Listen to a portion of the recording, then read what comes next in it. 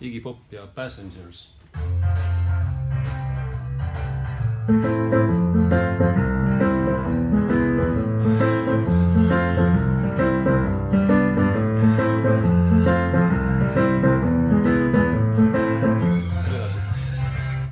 Et selles loos on nüüd sama popmuusika põhijärgnevus.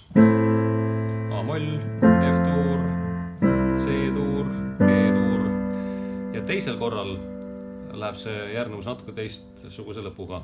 A-moll, F-tuur, C-tuur ja E-tuur. Ja siis see on 2 ringi. Üks lõpeb G-ga, teine lõpeb E-ga. Ja nüüd saate rütmika. Üks, ta.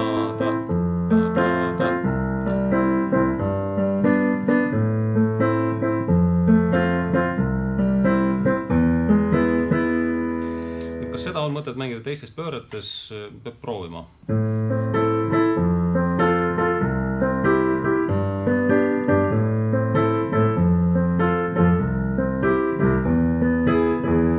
Noh, võib proovida.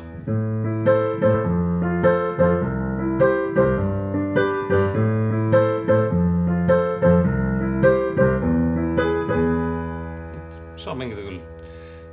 Nii et siis proovige seda mängida eelkõige siit.